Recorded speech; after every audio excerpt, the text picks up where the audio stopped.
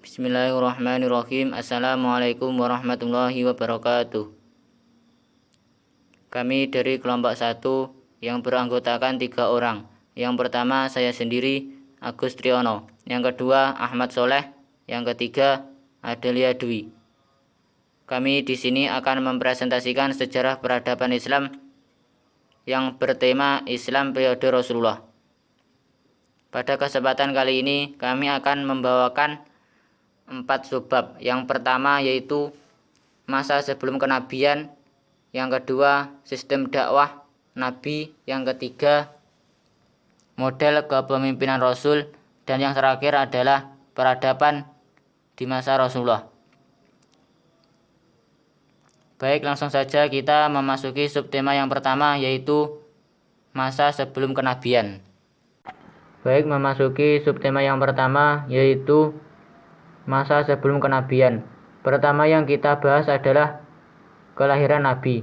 Nabi Muhammad lahir pada tahun Gajah, tahun di mana ketika pasukan Gajah Abrahah menyerang Mekah untuk menghancurkan Ka'bah. Namun pasukan Abrahah mengalami kehancuran. Peristiwa itu terjadi tahun 570 atau 571 Masehi. Nabi Muhammad dipercayakan ke Halimah dari suku Bani Sa'ad untuk diasuh dan dibesarkan. Asuhan Halimah hingga sampai Nabi berusia 6 tahun. Pada usia 6 tahun, Nabi Muhammad telah kehilangan kedua orang tuanya. Setelah Aminah, ibu Nabi meninggal, Abdul Muthalib, kakek Nabi, mengambil tanggung jawab merawat Nabi. Namun 2 tahun kemudian, Abdul Muthalib meninggal dalam usia 80 tahun. Tanggung jawab selanjutnya beralih kepada paman Nabi, yaitu Abu Thalib. Ia sangat disegani dan dihormati di kalangan orang Quraisy dan penduduk Mekah secara keseluruhan. Di masa muda, Nabi Muhammad hidup sebagai penggembala kambing. Melalui kegiatan penggembala ini, Nabi Muhammad menentukan tempat untuk berpikir dan merenung. Kegiatan ini membuatnya jauh dari segala nafsu duniawi, sehingga terhindar dari berbagai macam noda yang dapat merusak namanya. Oleh karena itu, sejak muda Nabi Muhammad sudah dijuluki Al-Amin, atau orang-orang yang terpercaya. Bukan hanya dijuluki sebagai Al-Amin, Nabi Muhammad juga seorang yang bijaksana. Peristiwa penting yang memperlihatkan kebijaksanaan Nabi Muhammad terjadi pada usianya 35 tahun. Waktu itu bangunan Ka'bah rusak berat. Perbaikan Ka'bah dilakukan secara gotong royong. Para penduduk Mekah membantu pekerjaan itu dengan sukarela. Tetapi pada saat terakhir, ketika pekerjaan tinggal mengangkat dan meletakkan Hajar Aswad di tempat semula, timbul berbagai perselisihan. Setiap suku merasa berhak melakukan tugas terakhir dan terhormat itu. Perselisihan semakin memuncak, namun akhirnya para pemimpin Quraisy sepakat bahwa orang pertama masuk Ka'bah melalui pintu Shafa akan dijadikan hakim untuk memutuskan perkara itu. Dan ternyata orang yang pertama masuk adalah Nabi Muhammad. Ia pun akhirnya dipercaya menjadi hakim. Lantas ia membentangkan kain dan meletakkan Hajar Aswad di tengah-tengah. Lalu meminta kepada seluruh kepala suku memegang tepi kain dan membentangkan bersama-sama. Setelah sampai pada ketinggian tertentu, Nabi Muhammad kemudian meletakkan batu itu di tempat semula. Dan demikian perselisihan dapat diselesaikan dengan bijaksana dan semua kepala suku merasa puas dengan cara penyelesaian itu. Ketika Nabi Muhammad berusia 25 tahun, ia berangkat ke Syria membawa barang dagangan seorang saudagar wanita kaya raya yang telah lama menjanda, yaitu Khadijah. Dalam perdagangan ini, Nabi Muhammad memperoleh laba yang sangat besar. Khadijah kemudian melamar Nabi. Ketika itu Nabi Muhammad berusia 25 tahun dan Khadijah berusia 40 tahun.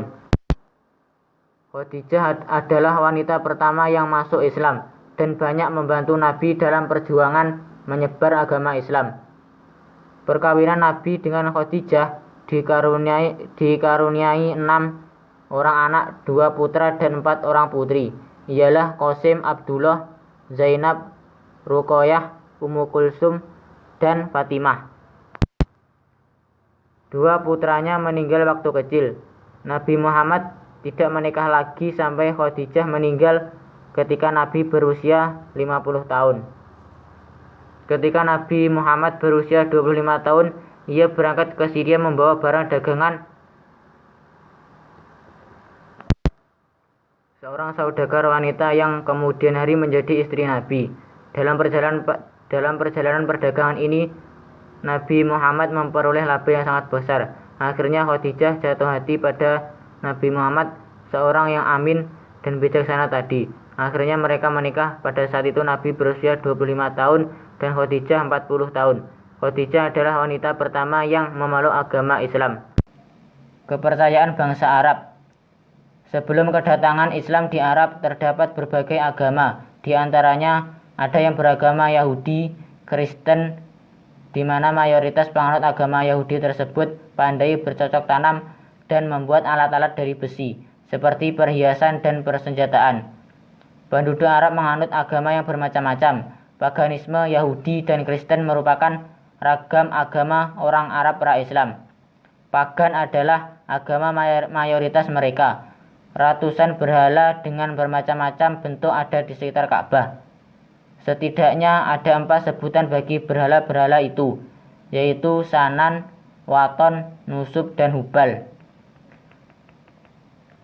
Sedangkan agama Yahudi dianut oleh para imigran yang bermukim di Yastrib dan di Yaman. Tidak banyak data sejarah tentang pemeluk dan kejadian penting agama ini di Jazirah Arab, kecuali di Yaman. Zunuwas merupakan penguasa Yaman yang condong ke Yahudi. Mereka tidak menyukai penyembahan berhala yang telah menimpa bangsanya. Mereka meminta penduduk Najran agar masuk agama Yahudi, sehingga kalau mereka menolak, maka akan dibunuh. Namun yang terjadi justru menolak. Maka digalilah sebuah parit dan dipasang api di dalamnya. Mereka dimasukkan ke dalam parit itu, serta dibunuh dengan pedang atau dilukai sampai cacat bagi yang selamat dari api tersebut. Korban pembunuhan itu mencapai 20.000 orang.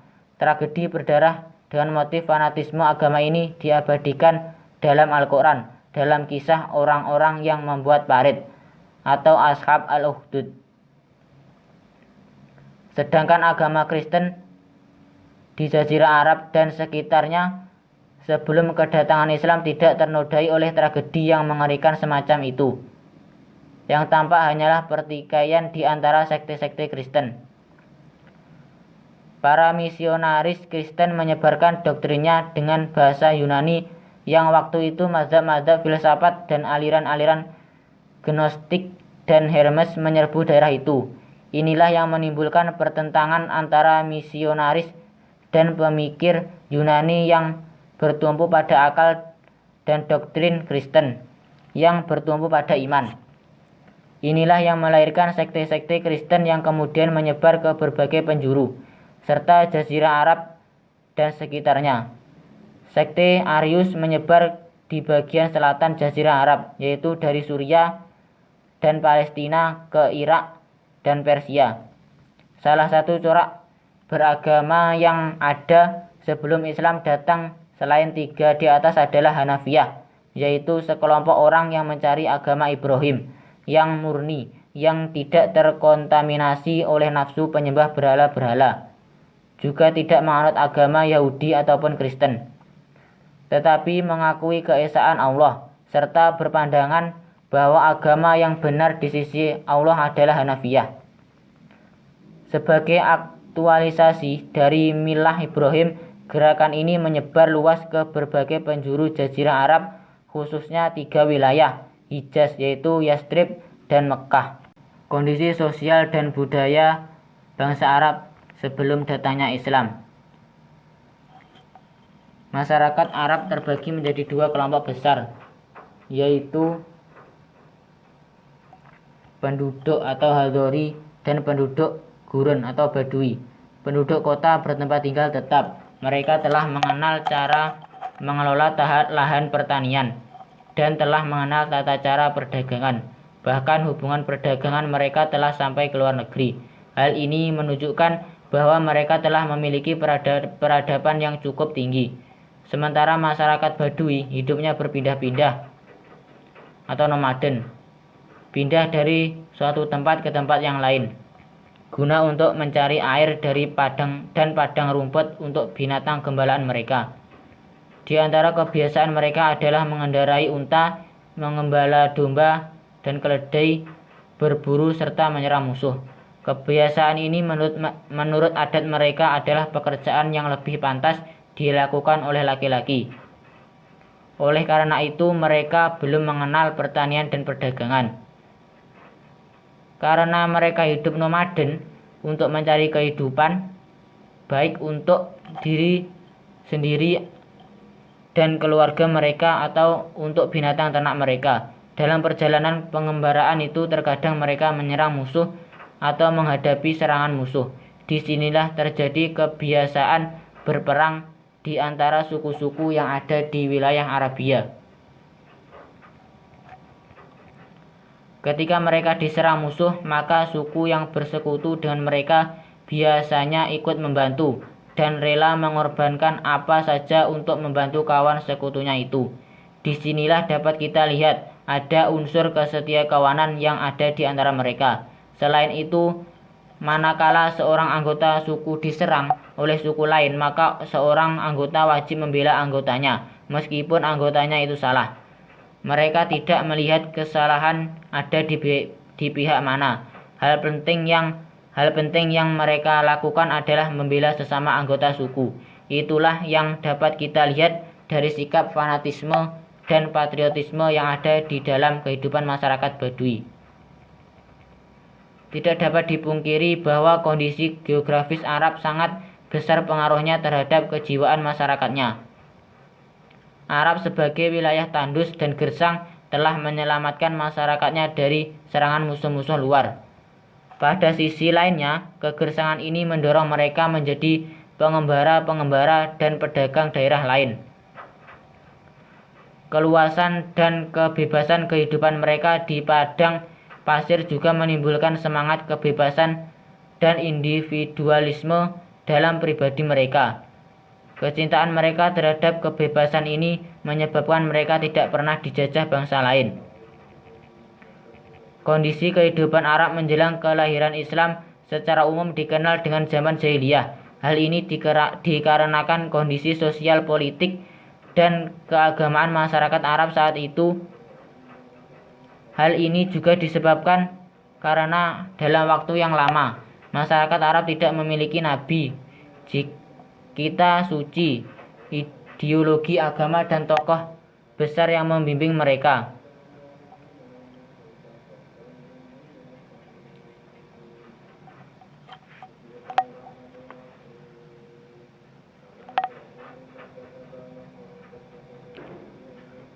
Sesungguhnya sejak zaman jahiliyah, masyarakat Arab memiliki berbagai sifat dan karakter yang positif, seperti sifat yang pemberani, ketahanan fisik yang prima, daya ingat yang kuat, kesadaran akan harga diri dan martabat, serta kebebasan, setia terhadap suku dan pemimpin, pola kehidupan yang sederhana, ramah tamah, mahir dalam bersair, dan sebagainya.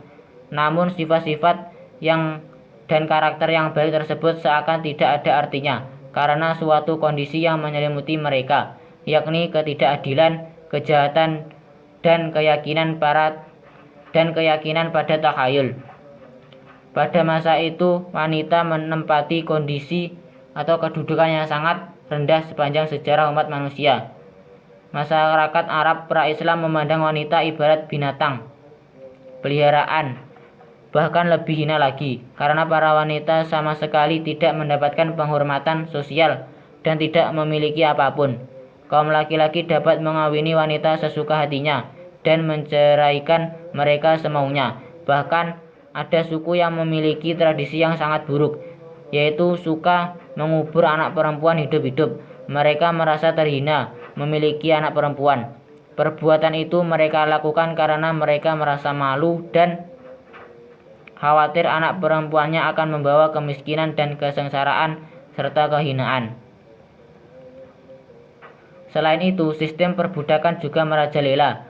Budak diberlakukan majikannya secara tidak manusiawi. Mereka tidak mendapatkan kebebasan untuk hidup layaknya manusia merdeka. Bahkan para majikannya tidak jarang menyiksa dan memperlakukan para budak seperti binatang dan barang dagangan, dijual atau dibunuh. Secara garis besar, kehidupan sosial masyarakat Arab secara keseluruhan dan masyarakat kota Makkah secara khusus benar-benar berada dalam kehidupan sosial yang tidak benar atau jahiliyah. Akhlak mereka sangat rendah, tidak memiliki sifat-sifat peri kemanusiaan dan sebagainya.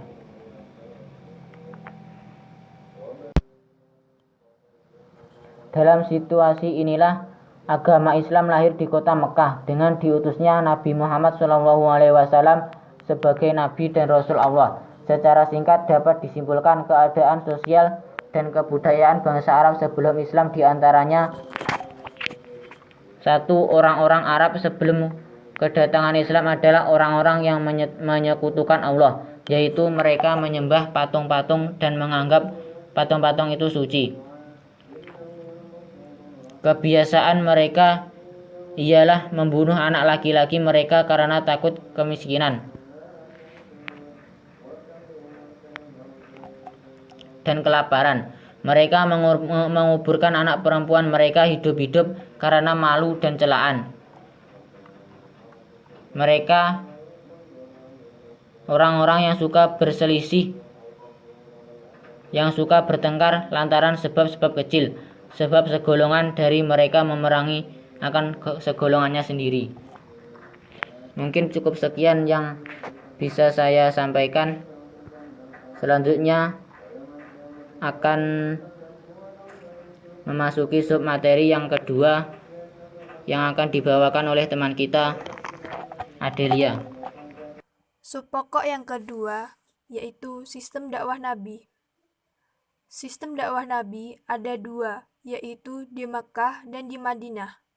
Sistem dakwah Nabi di Mekah ada dua cara, yaitu secara diam-diam dan secara terbuka. Sistem dakwah Nabi di Mekah. Nabi Muhammad menyerukan agama Allah kepada seluruh umat manusia setelah mendapat perintah dari Allah melalui surat Al-Mudaththir ayat 1-7 yang artinya, "Hai orang yang berkumpul, bangunlah. Lalu berilah peringatan, dan Tuhanmu agungkanlah, dan pakaianmu bersihkanlah, dan perbuatan dosa tinggalkanlah, dan janganlah kamu memberi dengan maksud memperoleh balasan yang lebih banyak, dan untuk Tuhanmu bersabarlah." Dakwah secara diam-diam. Dengan turunnya perintah itu, mulailah Rasulullah berdakwah. Pertama-tama, beliau melakukannya secara diam-diam di lingkungan sendiri dan di kalangan rekan-rekannya. Karena itulah, orang pertama kali yang menerima dakwahnya adalah keluarga dan sahabat. Seorang demi seorang diajak agar mau meninggalkan agama berhala dan hanya mau menyembah Allah. Dakwah secara terbuka.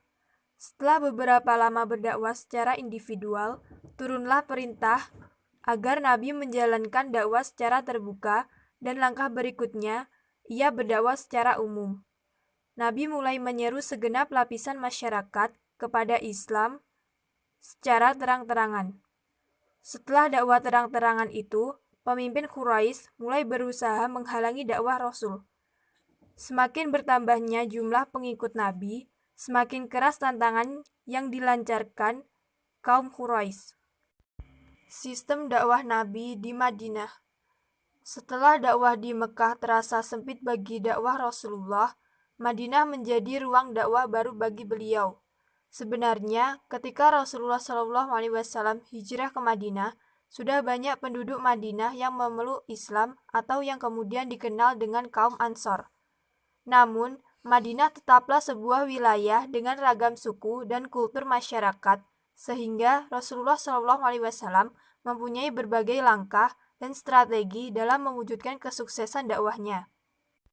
Berikut adalah beberapa strategi dakwah Rasulullah SAW di Madinah. 1. Mendirikan Masjid Nabawi yang berfungsi sebagai tempat ibadah, pusat kegiatan dakwah, pemerintahan, bermusyawarah, dan lain sebagainya.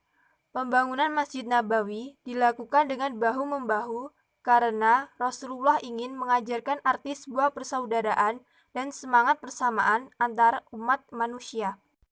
2. Mempersaudarakan kaum Muhajirin dan Ansor. Rasulullah SAW menjadikan Ali bin Abi Thalib sebagai saudara Nabi SAW sendiri. Lalu Abu Bakar disaudarakan dengan Khorijah ibnu Zuhair, Ja'far ibnu Abi Thalib disaudarakan dengan Mu'adz bin Jabal. 3.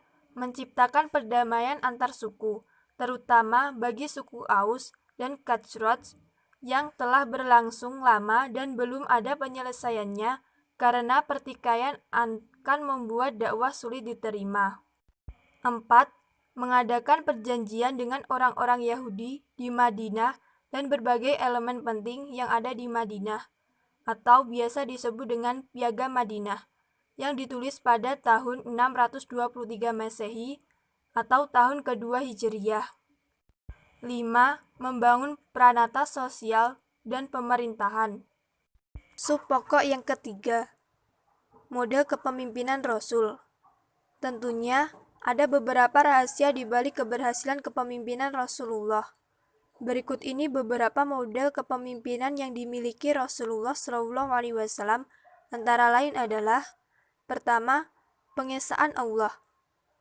Bila kita baca buku sejarah peradaban Islam, bangsa Arab pada mulanya berfaham politeisme terhadap ketuhanan, yaitu berupa patung atau berhala yang disembah dan dijadikan Tuhan untuk disembah. Pemahaman seperti ini sudah berabad-abad lamanya dan sudah turun-temurun. Kemudian Rasulullah SAW merubah menjadi monoteisme absolut, yaitu hanya Allah Subhanahu wa Ta'ala yang esa sebagai Tuhan yang disembah. Kedua, mempersatukan umat. Salah satu kriteria jahiliyah adalah suka bermusuhan, baik antara suku-suku maupun sesama satu suku atau kabilah. Dimulai oleh Rasulullah sejak dari kota Mekah, kemudian dilanjutkan setelah hijrah ke Madinah, dengan mempersatukan kaum Muhajirin dari Mekah dengan kaum Ansor dari Madinah menjadi suatu kekuatan yang sangat dahsyat pada waktu itu. Ketiga, membangun pemerintahan. Memang Rasulullah tidak lama untuk mewujudkan suatu pemerintahan yang kuat untuk ukuran waktu itu, yaitu dengan dukungan utama dari kaum Muhajirin dan Ansor. Maka lahirlah masyarakat Madani, yaitu masyarakat yang memiliki peradaban tinggi, dan juga masyarakatnya taat kepada Allah Subhanahu wa Ta'ala. Sehingga pemerintahan yang dibangun Rasulullah adalah pemerintahan pertama, karena bangsa Arab sebelumnya dijajah bangsa Parsi dan Romawi, belum pernah memiliki pemerintahan sebelumnya.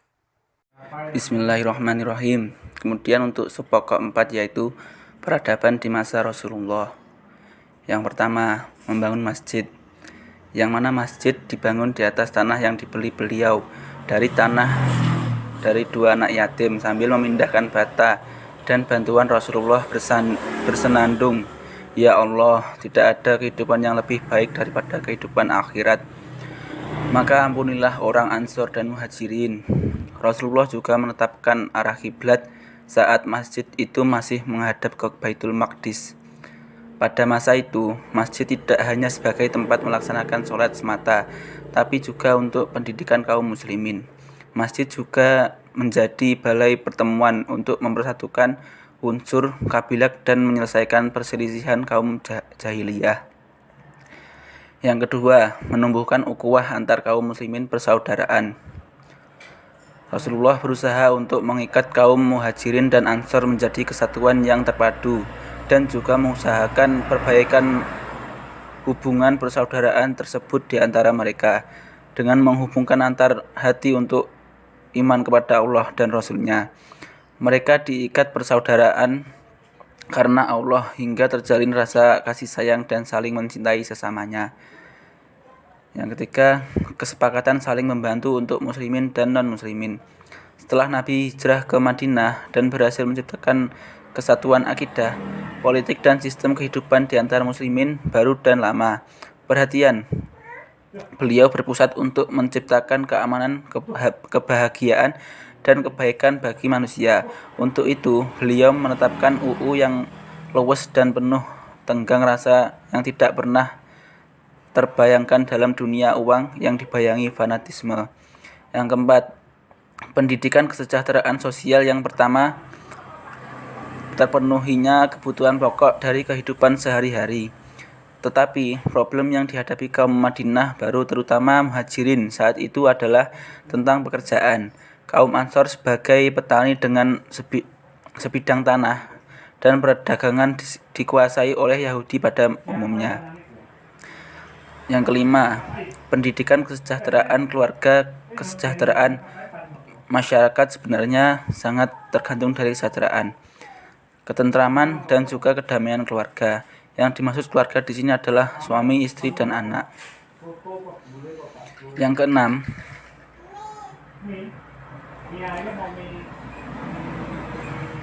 keenam, pendidikan Hankam atau pertahanan dan keamanan, dakwah Islam. Setelah berlakunya konstitusi Madinah, maka kaum muslimin secara resmi menjadi satu kesatuan sosial dan politik atau masyarakat yang berdaulat sendiri dan diakui kedaulatannya oleh masyarakat sekelilingnya. Dengan demikian, masyarakat kaum muslimin merupakan status state negara di bawah bimbingan Rasulullah SAW yang mempunyai kedaulatan. Ini merupakan dasar atau landasan bagi usaha dakwahnya untuk menyampaikan ajaran Islam kepada seluruh umat manusia secara bertahap. Sekian presentasi dari kelompok 1, semoga dapat bermanfaat. Kurang lebihnya mohon maaf. Wassalamualaikum warahmatullahi wabarakatuh.